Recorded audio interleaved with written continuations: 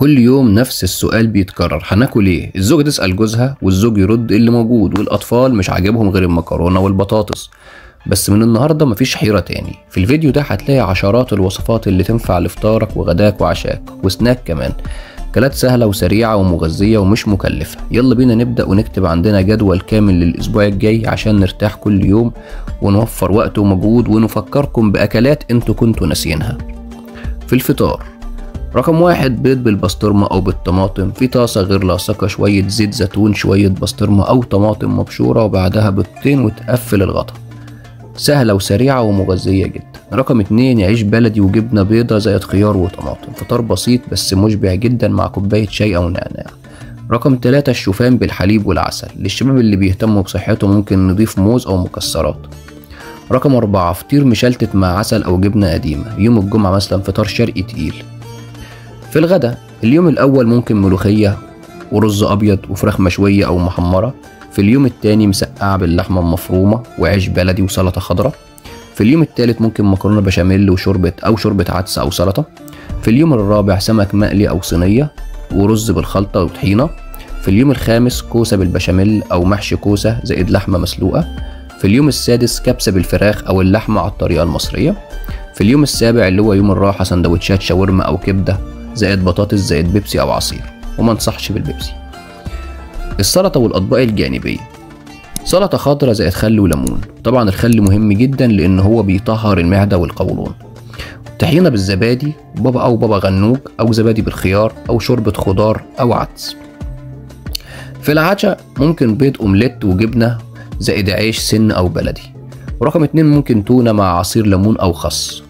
ورقم 3 بطاطس مسلوقة أو مهروسة بزيت الزيتون زائد زبادي. رقم 4 سندوتش فول زائد طماطم زائد مخلل.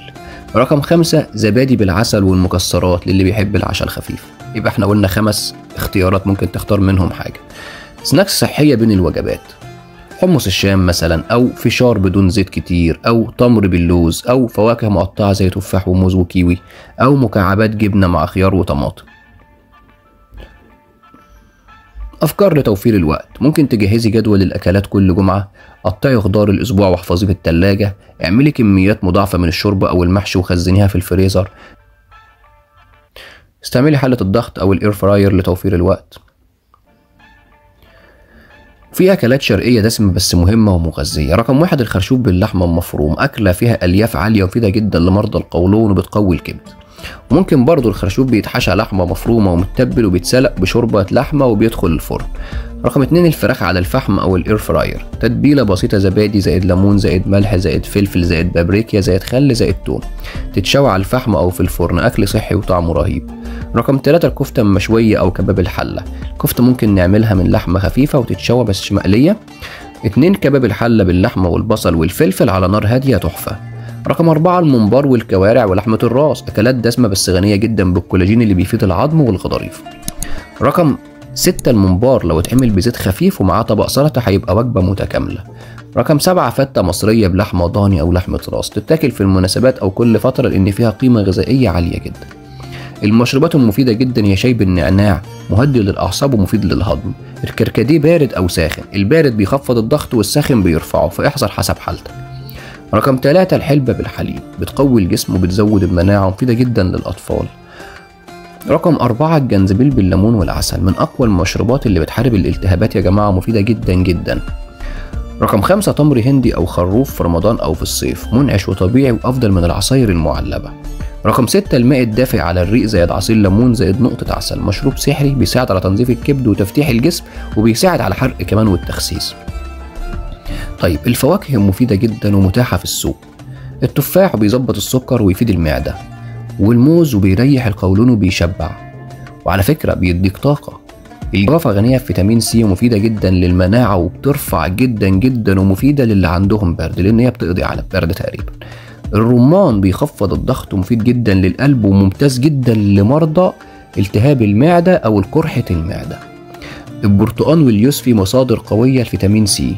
نرجع تاني معلش نقطة لورا، الرمان يا جماعة، قشر الرمان لو اتنشف ويتغلى ده بيبقى علاج رهيب طبيعي لمرضى التهاب المعدة والقرحة المعدة. 12.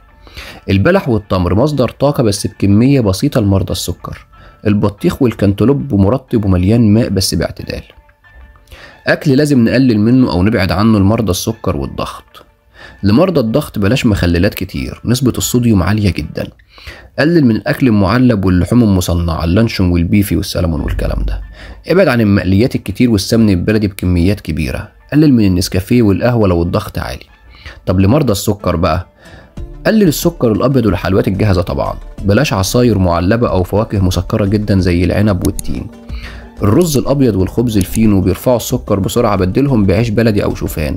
اتجنب الكيكات والمعجنات الجاهزة أرجوك. في الختام يا جماعة، دلوقتي معاك خطة كاملة، مش بس الأكل أسبوع لكن كمان لحياة صحية ومريحة. مفيش تفكير، مفيش توتر، كل يوم في فكرة، كل يوم في أكلة. لو عجبك الفيديو شاركه مع أي حد دايما محتار، واكتب في التعليقات عايز جدول لشهر كامل وسيب الباقي علينا. وخلي قناتنا مصدر راحتك اليومية، لأن صحتك بتبدأ من المطبخ.